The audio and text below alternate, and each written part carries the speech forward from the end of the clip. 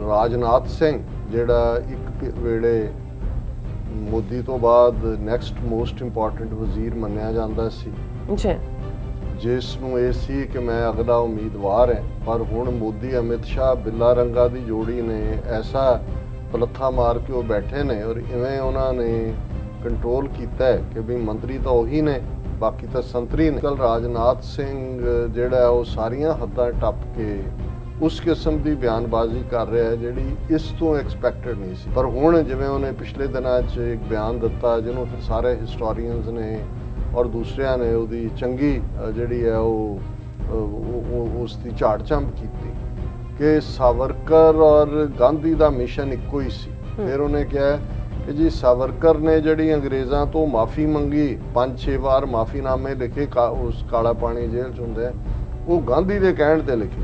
ਹੁਣ ਹਾਲਾਂਕਿ ਇਹ ਹਕੀਕਤ ਸਾਹਮਣੇ ਆਈ ਵੀ ਗਾਂਧੀ ਤਾਂ ਆਇਆ ਹੀ 1919-20 ਦੇ ਵਿੱਚ ਹੈ ਇੰਡੀਆ, ਔਰ ਉਹ ਮਾਫੀ ਤਾਂ 2012, 2014, 2018 'ਚ ਸਾਵਰਕਰ ਕਰ ਚੁੱਕਾ ਸੀ। ਹੁਣ ਤੁਸੀਂ ਰਾਜਨਾਥ ਸਿੰਘ ਨੂੰ ਸੁਣੋ ਕਿ ਰਾਜਨਾਥ ਸਿੰਘ ਐਡਰੈਸ ਕਰ ਰਿਹਾ ਹੈ ਬਿਜ਼ਨਸ ਮੈਨੇਜਮੈਂਟ ਦੇ ਇੱਕ ਸੈਮੀਨਾਰ ਨੂੰ, living democracy reviewing 2 decades of Narendra Modi as head of the government. ਕਹਿੰਦਾ ਜੀ ਇਹ 24 ਕੈਰਟ ਦਾ ਗੋਲਡ ਹੈ ਤੇ ਮੈਨੇਜਮੈਂਟ ਦੇ ਸਟੂਡੈਂਟਸ ਦੀਆਂ ਟੈਕਸ ਦੇ ਵਿੱਚ ਕੇਸ ਸਟੱਡੀ ਹੋਣੀ ਚਾਹੀਦੀ ਹੈ ਕਿ ਮੋਦੀ ਕਿਵੇਂ ਇੰਨਾ ਕਾਮਯਾਬ ਜਿਹੜਾ ਉਹ ਹੋਇਆ। Viewers welcome back on programme. So viewers ਹੁਣ ਆਪਾਂ ਗੱਲਬਾਤ ਕਰਾਂਗੇ ਕਿ ਭਾਰਤ ਦੇ ਡਿਫੈਂਸ ਮਿਨਿਸਟਰ ਰਾਜਨਾਥ ਸਿੰਘ ਨੇ ਖੁਸ਼ਾਮਦੀ ਦੀਆਂ ਸਾਰੀਆਂ ਹੱਦਾਂ ਪਾਰ ਕਰਦਿਆਂ ਕਿਹਾ ਹੈ ਕਿ ਭਾਰਤ ਦਾ ਪ੍ਰਧਾਨ ਮੰਤਰੀ ਨਰਿੰਦਰ ਮੋਦੀ 24 ਕੈਰਟ ਦਾ ਸੋਨਾ ਹੈ ਔਰ ਮੈਨੇਜਮੈਂਟ ਕਲਾਸਾਂ ਦੇ ਵਿਦਿਆਰਥੀਆਂ ਨੂੰ ਨਰਿੰਦਰ ਮੋਦੀ ਦੀ ਸਕਸੈਸ ਸਟੋਰੀ ਨੂੰ ਇੱਕ ਸਬਜੈਕਟ ਵਜੋਂ ਪੜ੍ਹਨਾ ਚਾਹੀਦਾ ਹੈ। ਸੋ ਇਸ ਬਾਰੇ ਆਪਾਂ ਗੱਲਬਾਤ ਕਰਨ ਜਾ ਰਹੇ ਹਾਂ। ਸੋ ਅਸੀਂ ਚਾਹਾਂਗੇ ਕਿ ਤੁਸੀਂ ਇਸੇ ਤਰ੍ਹਾਂ ਬਣੇ ਰਹਿਣ, ਦੇਖਣ ਸੁਣਨ ਲਈ ਐਂਡ ਲਿਖਣ ਲਈ ਤੁਹਾਡਾ ਸਭ ਦਾ ਬਹੁਤ ਬਹੁਤ ਸ਼ੁਕਰੀਆ। ਜੀ ਰਾਜ ਸਾਹਿਬ ਕੀ ਕਹਿਣਾ ਚਾਹੋਗੇ?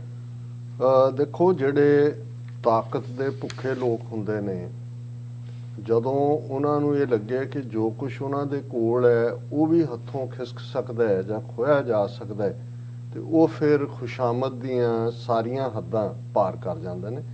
ਔਰ ਰਾਜਨਾਥ ਸਿੰਘ ਜਿਹੜਾ ਇੱਕ ਵੇਲੇ ਮੋਦੀ ਤੋਂ ਬਾਅਦ ਨੈਕਸਟ ਮੋਸਟ ਇੰਪੋਰਟੈਂਟ ਵਜ਼ੀਰ ਮੰਨਿਆ ਜਾਂਦਾ ਸੀ ਜੀ, ਜਿਸ ਨੂੰ ਇਹ ਸੀ ਕਿ ਮੈਂ ਅਗਲਾ ਉਮੀਦਵਾਰ ਹਾਂ, ਪਰ ਹੁਣ ਮੋਦੀ ਅਮਿਤ ਸ਼ਾਹ ਬਿੱਲਾ ਰੰਗਾ ਦੀ ਜੋੜੀ ਨੇ ਐਸਾ ਪਲੱਥਾ ਮਾਰ ਕੇ ਉਹ ਬੈਠੇ ਨੇ ਔਰ ਇਵੇਂ ਉਹਨਾਂ ਨੇ ਕੰਟਰੋਲ ਕੀਤਾ ਹੈ ਕਿ ਵੀ ਮੰਤਰੀ ਤਾਂ ਉਹੀ ਨੇ, ਬਾਕੀ ਤਾਂ ਸੰਤਰੀ ਨੇ।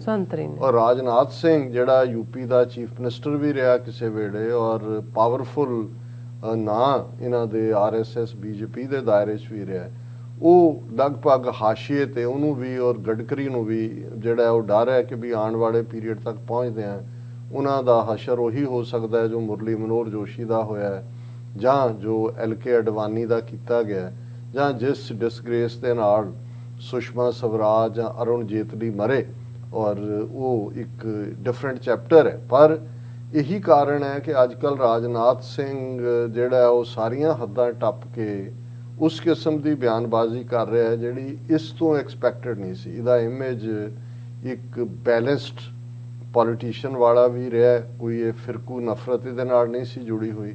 ਪਰ ਹੁਣ ਜਿਵੇਂ ਉਹਨੇ ਪਿਛਲੇ ਦਿਨਾਂ 'ਚ ਇੱਕ ਬਿਆਨ ਦਿੱਤਾ ਜਿਹਨੂੰ ਫਿਰ ਸਾਰੇ ਹਿਸਟੋਰੀਅਨਸ ਨੇ ਔਰ ਦੂਸਰਿਆਂ ਨੇ ਉਹਦੀ ਚੰਗੀ ਜਿਹੜੀ ਹੈ ਉਹ ਉਸ ਦੀ ਝਾੜ ਝੰਬ ਕੀਤੀ ਕਿ ਸਾਵਰਕਰ ਔਰ ਗਾਂਧੀ ਦਾ ਮਿਸ਼ਨ ਇੱਕੋ ਹੀ ਸੀ। ਫਿਰ ਉਹਨੇ ਕਿਹਾ ਕਿ ਜੀ ਸਾਵਰਕਰ ਨੇ ਜਿਹੜੀ ਅੰਗਰੇਜ਼ਾਂ ਤੋਂ ਮਾਫੀ ਮੰਗੀ, 5-6 ਵਾਰ ਮਾਫੀਨਾਮੇ ਲਿਖੇ ਉਸ ਕਾਲਾ ਪਾਣੀ ਜੇਲ੍ਹ 'ਚ ਹੁੰਦੇ ਉਹ ਗਾਂਧੀ ਦੇ ਕਹਿਣ ਤੇ ਲਿਖੇ। ਹੁਣ ਹਾਲਾਂਕਿ ਇਹ ਹਕੀਕਤ ਸਾਹਮਣੇ ਆਈ ਵੀ ਗਾਂਧੀ ਤਾਂ ਆਇਆ ਹੀ 1919-20 ਦੇ ਵਿੱਚ ਹੈ ਇੰਡੀਆ, ਔਰ ਉਹ ਮਾਫੀ ਤਾਂ 2012, 2014, 2018 'ਚ ਸਾਵਰਕਰ ਕਰ ਚੁੱਕਾ ਸੀ। ਲੇਕਿਨ ਇਹ ਡਰ ਕਿ ਵੀ ਮੈਨੂੰ ਇਹਨਾਂ ਨੇ ਹੁਣ ਜਿਹੜਾ ਉਹ ਖੁੰਝੇ ਲਾਇਆ ਹੋਇਆ, ਹੁਣ ਮੇਰੀ ਬਾਹਰ ਦੇ ਲਈ ਠੁੱਡ ਵੱਜੇਗਾ। ਹੁਣ ਉਹਨੇ ਦੂਸਰੀਆਂ ਹੱਦਾਂ ਕਿ ਵੀ ਤੁਸੀਂ ਇਹ ਇਵੇਂ ਹੀ ਹੈ ਕਿ ਤੁਸੀਂ ਜਿਹੜਾ ਗੰਦ ਹੈ ਦੁਨੀਆ ਦਾ, ਵਰਲਡਸ ਡਰਟ ਟ੍ਰੈਸ਼, ਉਹਨੂੰ ਕਹੋ ਜੀ ਇਹ ਸੋਨੇ ਦਾ ਪਹਾੜ ਹੈ, ਦੇਖੋ ਤਾਂ ਸਹੀ, ਤੁਹਾਡੀਆਂ ਅੱਖਾਂ ਨਹੀਂ ਹੈ ਜਾਂ ਉਹ ਉਸ ਬਾਦਸ਼ਾਹ ਵਾਂਗ ਜਿਹਨੂੰ ਕਿਸੇ ਨੇ ਇਹ ਕਿਹਾ ਸੀ ਕਿ ਵੀ ਮੈਂ ਤੁਹਾਨੂੰ ਇੰਨਾ ਖੂਬਸੂਰਤ ਪਹਿਰਾਵਾ ਬਣਾ ਕੇ ਦਿਆਂਗਾ, ਪਰ ਉਹਨੂੰ ਦੇਖ ਉਹੀ ਸਕੇਗਾ ਜਿਹੜਾ ਅਕਲਮੰਦ ਹੈ, ਮੂਰਖ ਨੂੰ ਨਜ਼ਰ ਨਹੀਂ ਆਏਗਾ। ਔਰ ਉਹਨੂੰ ਨੰਗੇ ਕਰ ਦਿੱਤਾ ਸੀ ਕੱਪੜੇ ਲਵਾ ਕੇ, ਤੇ ਉਹ ਸਾਰੇ ਜਿਹੜੇ ਉਹਦੇ ਵਜ਼ੀਰ ਦੂਜੇ ਦੀ ਉਹਨਾਂ ਨੂੰ ਵੀ ਪਤਾ ਸੀ ਕਿ ਵੀ ਇਹ ਉਹਨਾਂ ਨੇ ਕਿਹਾ ਹੋਇਆ ਕਿ ਵੀ ਨਜ਼ਰ ਉਹਨੂੰ ਹੀ ਆਏਗਾ ਜਿਹੜਾ ਕਿ ਅਕਲਮੰਦ ਹੈ। ਉਹ ਸਾਰੇ ਵਾਹ ਕਰ ਰਹੇ ਸੀ, ਜਦੋਂ ਕਿ ਸਿਰਫ ਨਿੱਕੇ ਜਿਹੇ ਬੱਚੇ ਨੇ ਕਿਹਾ ਵੀ ਇਹ ਕਿਉਂ ਨੰਗਾ ਹੈ। ਲੇਕਿਨ ਮਤਲਬ ਇਹ ਇੱਕ ਦੌੜ ਦਾ ਹਿੱਸਾ ਹੁੰਦਾ ਹੈ ਜਿਸ ਸਾਰੇ ਦੇ ਵਿੱਚ ਇਹ ਲੱਗੇ ਹੁੰਦੇ ਨੇ, ਔਰ ਇਸੇ ਨੂੰ ਹੀ ਚਾਪਲੂਸੀ ਵੀ ਕਹਿੰਦੇ ਨੇ, ਇਸੇ ਨੂੰ ਹੀ।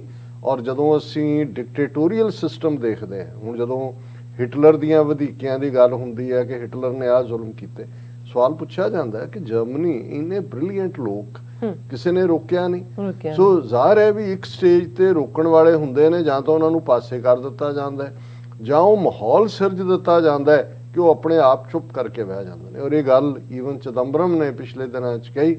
ਹੁਣ ਸੁਪਰੀਮ ਕੋਰਟ ਨੇ ਪੈਗਾਸਸ ਦੇ ਉੱਤੇ ਜਦੋਂ ਇੱਕ ਕਮੇਟੀ ਬਣਾਉਣ ਦੀ ਗੱਲ ਕੀਤੀ ਕਿ ਭਾਈ ਉਹਨੂੰ ਇਨਵੈਸਟੀਗੇਟ ਕਰੇਗਾ ਇੱਕ ਕਮਿਸ਼ਨ, ਔਰ ਉਹ ਆਪਣਾ ਸੁਪਰੀਮ ਕੋਰਟ ਦਾ ਕਿ most of them said politely no। ਔਰ ਇਹ ਹੁਣ ਆ ਰਿਹਾ ਕਿ ਵੀ ਸੁਪਰੀਮ ਕੋਰਟ ਦਾ ਉਸ ਰੁਤਬੇ ਨੂੰ ਦੇ ਉੱਤੇ ਖਲੋਤੇ ਲੋਕ ਵੀ ਇਹ ਡਰ ਮਹਿਸੂਸ ਕਰਦੇ ਨੇ ਕਿ ਭਾਈ ਜੇ ਅਸੀਂ ਸੱਚ ਸਾਹਮਣੇ ਲਿਆਂਦਾ, ਕਿਉਂਕਿ ਇਨਵੈਸਟੀਗੇਸ਼ਨ ਤਾਂ ਦੱਸੇਗੀ ਸੱਚ ਕੀ ਹੈ, ਉਹ ਆਉਣ ਲਈ ਤਿਆਰ ਨਹੀਂ ਨੇ। ਇਹੀ ਹਾਲ ਅਸੀਂ ਦੇਖ ਰਹੇ ਹਾਂ ਕਿ ਅੱਜ ਵਿਦਨ ਬੀਜੇਪੀ ਵੀ, ਇਹ ਨਹੀਂ ਹੈ ਕਿ ਵੀ ਸਾਰੇ ਹੀ ਇਸ ਕਿਸਮ ਦੇ ਫਿਰਕੂ ਨਫ਼ਰਤ ਵਾਲੇ ਸੀ, ਪਰ ਇਹ ਗੁੰਡੇ ਦੋਨੋਂ ਮੋਦੀ ਔਰ ਅਮਿਤ ਸ਼ਾਹ ਬਿੱਲਾ ਰੰਗਾ, ਜਿਨ੍ਹਾਂ ਨੇ 2002 ਚ ਹਜ਼ਾਰਾਂ ਮੁਸਲਮਾਨਾਂ ਦਾ ਕਤਲੇਆਮ ਗੁਜਰਾਤ 'ਚ ਕੀਤਾ, ਔਰ ਪਹਿਲੇ ਦੌਰ 'ਚ 2001 ਚ ਮੋਦੀ ਚੀਫ ਮਿਨਿਸਟਰ ਬਣਦਾ ਗੁਜਰਾਤ, 2002 ਚ ਇੰਨਾ ਵੱਡੀ ਜਿਹੜੀ ਹੈ ਨਸਲਕੁਸ਼ੀ ਕਰਕੇ ਉਹ ਹਿੰਦੂ ਹਿਰਦੇ ਸਮਰਾਟ ਬਣ ਜਾਂਦਾ ਹੈ। 2002 ਤੋਂ 2014 ਤੱਕ ਚੀਫ ਮਿਨਿਸਟਰ ਰਹਿੰਦਾ ਗੁਜਰਾਤ ਦਾ, ਔਰ ਇੰਨਾ ਝੂਠ ਪਸਾਰਿਆ ਜਾਂਦਾ ਹੈ ਕਿ ਗੁਜਰਾਤ ਮਾਡਲ, ਗਰੀਬੀ ਦੂਰ, ਫਲਾਣਾ ਹਾਲਾਂ, ਮੈਕਸਿਮਮ ਸੁਸਾਈਡ, ਮੈਕਸਿਮਮ ਦੂਸਰੀਆਂ ਫੇਲਿਅਰਸ ਉਹ ਬਾਅਦ ਚ ਆਇਆ ਵੀ ਉਹ ਵੀ ਇੱਕ ਫਰਾਡ ਸੀ, ਪਰ ਪ੍ਰੋਪੇਗੈਂਡਾ।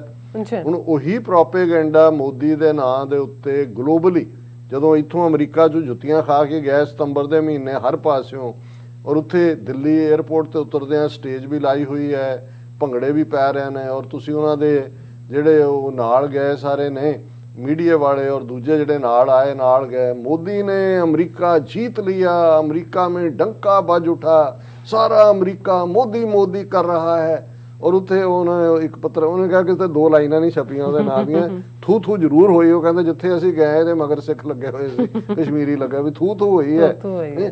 ਲੇਕਿਨ ਹੁਣ ਤੁਸੀਂ ਇੱਕ ਜਿਹੜੇ ਵੱਡੇ ਤਬਕੇ ਤੱਕ ਜਾਣਕਾਰੀ ਉਹੀ ਪਹੁੰਚਾਣੀ ਹੈ ਕਿਸ ਕਿਸਮ ਦੀ ਡੈਮੋਕ੍ਰੇਸੀ ਦਾ ਇਹ ਪ੍ਰਾਈਮ ਮਿਨਿਸਟਰ ਹੈ ਕਿ 2014 ਤੋਂ ਹੁਣ ਤੱਕ 7 ਸਾਲ ਹੋ ਗਏ ਨੇ ਪ੍ਰਾਈਮ ਮਿਨਿਸਟਰ ਬਣਿਆ, ਇੱਕ ਵੀ ਪ੍ਰੈਸ ਕਾਨਫਰੰਸ ਨਹੀਂ ਕੀਤੀ। ਡੈਮੋਕ੍ਰੇਸੀ ਤਾਂ ਹੁੰਦਾ ਵੀ ਤੁਹਾਡੇ ਕੰਮਕਾਰ ਨੂੰ ਪੁੱਛਣਾ ਹੁੰਦਾ ਕਿ ਸਵਾਲ ਪੁੱਛੋ ਕਿ ਭਾਈ ਕੀ ਹੈ ਨਹੀਂ। ਹੁਣ ਭਾਵੇਂ ਅਮਰਿੰਦਰ ਇਹਨਾਂ ਦਾ ਹੀ ਝੋਟਾ ਹੈ, ਸ਼ਿੰਗਾਰਿਆ ਹੈ, ਉਹ ਸਿੰਘਾਂ ਨੂੰ ਤੇਲ ਲਾਇਆ ਹੋਇਆ, ਪਰ ਜਦੋਂ ਉਹਨੇ ਪਰਸੋਂ ਪ੍ਰੈਸ ਕਾਨਫਰੰਸ ਕੀਤੀ, ਇੱਕ ਯੰਗ ਸਿੱਖ ਨੌਜਵਾਨ ਪੱਤਰਕਾਰ ਨੇ ਪੁੱਛ ਲਿਆ ਕਿ ਜੀ ਤੁਹਾਡੇ ਖਾਨਦਾਨ ਬਾਰੇ ਮਸ਼ਹੂਰ ਹੈ, ਆਲਾ ਸਿੰਘ ਤੋਂ ਲੈ ਕੇ ਤੁਸੀਂ ਹਕੂਮਤਾਂ ਦੇ ਨਾਲ ਹੀ ਰਹੇ ਹੋ, ਕਦੇ ਮੁਗਲਾਂ ਨਾਲ, ਅਫਗਾਨਾਂ ਨਾਲ, ਅੰਗਰੇਜ਼ਾਂ ਨਾਲ, ਹੁਣ ਤੁਸੀਂ ਸੱਤਾ ਦੇ ਨੇੜੇ, ਇਹਦੇ ਬਾਰੇ ਤੁਹਾਡਾ ਕੀ ਕਹਿਣਾ? ਤੇ ਉਹ ਟਾਲ ਟੂਲ ਕੇ ਉਧਰ। ਪਰ ਮੈਂ ਸਮਝਦਾ ਹਾਂ ਵੀ ਘੱਟੋ ਘੱਟ ਇੱਕ ਮੌਕਾ ਹੁੰਦਾ, ਉਹਨੇ ਬਾਕੀ ਸਾਰਿਆਂ ਨੂੰ ਦੱਸਤਾ ਕਿ ਭਾਈ ਇਹ ਸੱਤਾ ਦੇ ਦਲਾਲ ਨੇ, 250 ਸਾਲ ਤੋਂ ਇਹਨਾਂ ਦੀ ਹਿਸਟਰੀ ਜਿਹੜੀ ਹੈ ਟਰੀਟਰੀ ਦੀ ਹੈ। ਲੇਕਿਨ ਹੁਣ ਤੁਸੀਂ ਰਾਜਨਾਥ ਸਿੰਘ ਨੂੰ ਸੁਣੋ ਕਿ ਰਾਜਨਾਥ ਸਿੰਘ ਐਡਰੈਸ ਕਰ ਰਿਹਾ ਹੈ ਬਿਜ਼ਨਸ ਮੈਨੇਜਮੈਂਟ ਦੇ ਇੱਕ ਸੈਮੀਨਾਰ ਨੂੰ, ਡਿਲੀਵਰਿੰਗ ਡੈਮੋਕ੍ਰੇਸੀ, ਇਹ ਉਹਦਾ ਉਸ ਗੈਦਰਿੰਗ ਦਾ ਜਾਂ ਉਸ ਦਾ ਸਬਜੈਕਟ ਹੈ, delivering democracy, reviewing 2 decades of Narendra Modi as head of the government. ਕਿ 20 ਸਾਲ, ਕਿਉਂਕਿ 2001 ਚ ਚੀਫ ਮਿਨਿਸਟਰ ਬਣਦਾ ਹੈ, ਹੁਣ 2021 ਹੈ, 7 ਸਾਲ ਪ੍ਰਾਈਮ ਮਿਨਿਸਟਰ ਔਰ 14 ਸਾਲ ਚੀਫ ਮਿਨਿਸਟਰ ਉਹਨੂੰ ਕਰ ਰਿਹਾ। ਔਰ ਉਹਦੀ ਜਿਹੜੀ ਹੈਡਲਾਈਨ ਅੱਜ ਸਾਰੇ ਮੀਡੀਆ 'ਚ ਲੱਗੀ ਹੈ, Modi 24 carat gold, his tenure as head of government should be case study for management students। ਕਹਿੰਦਾ ਜੀ ਇਹ 24 ਕੈਰਟ ਦਾ 골ਡ ਹੈ ਤੇ ਮੈਨੇਜਮੈਂਟ ਦੇ ਸਟੂਡੈਂਟਸ ਦੀਆਂ ਟੈਕਸ ਦੇ ਵਿੱਚ ਕੇਸ ਸਟੱਡੀ ਹੋਣੀ ਚਾਹੀਦੀ ਹੈ ਕਿ ਮੋਦੀ ਕਿਵੇਂ ਇੰਨਾ ਕਾਮਯਾਬ ਜਿਹੜਾ ਉਹ ਹੋਇਆ। ਔਰ ਉਹਨੇ ਕਿਹਾ ਕਿ ਜੋ ਉਹਨੇ ਹੇਲ ਕਰਦੇ ਆ ਕਿਹਾ ਕਿ ਇਹ ਤੁਸੀਂ ਇਸ ਦੇ ਉੱਤੇ ਸਟੱਡੀ ਕਰੋ ਕਿ there is not a single stain of corruption on him even after being the head of a government fund।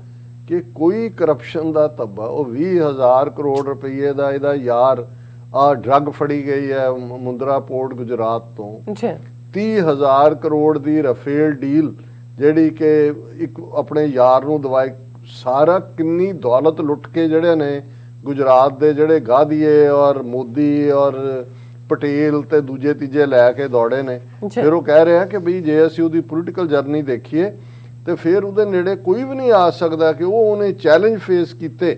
ਉਹਨੇ ਕਿਹਾ ਕਿ ਜੀ ਇਹ ਜਿਹੜਾ ਮੋਦੀ ਦਾ ਜਿਹੜਾ ਗੁਣ ਹੈ, stating that there is no difference between words and deeds of mister Modi, ਕਿ ਮਿਸਟਰ ਮੋਦੀ ਦੇ ਕਥਨੀ ਤੇ ਕਰਨੀ 'ਚ ਕੋਈ ਫਰਕ ਨਹੀਂ ਹੈ। ਹੁਣ ਇਹਦਾ ਬਿਆਨ ਦੇਖ ਲਓ। ਤੇ ਜਦੋਂ ਉਹਨੂੰ ਅਮਿਤ ਸ਼ਾਹ ਨੂੰ ਪੁੱਛਿਆ ਗਿਆ ਕਿ ਜੀ ਤੁਸੀਂ ਤਾਂ ਕਿਹਾ ਸੀ, ਮੋਦੀ ਨੇ ਕਿਹਾ ਸੀ ਕਿ ਸਵਿਸ ਬੈਂਕਾਂ 'ਚੋਂ ਕਾਲਾ ਧਨ ਲਿਆਵਾਂਗੇ, ਹਰ ਇੱਕ ਦੇ ਅਕਾਊਂਟ 'ਚ 15-15 ਲੱਖ ਆਏਗਾ, ਤਾਂ ਨੇ ਉਹ ਕਹਿੰਦਾ ਅਰੇ ਉਹ ਤਾਂ ਇੱਕ ਜੁਮਲਾ ਥਾ। ਹੁਣ ਇੱਕ ਪਾਸੇ ਕਹਿਣਾ ਉਹਦਾ ਜੁਮਲਿਆਂ ਵਾਂਗ ਹੈ, ਇਹ ਕਹਿ ਰਿਹਾ ਸਭ ਹੱਦਾਂ ਟੱਪਦੇ ਆ ਕਿ ਜੀ ਕਥਨੀ ਕਰਨੀ ਮੋਦੀ ਦੀ ਇੱਕ ਹੈ।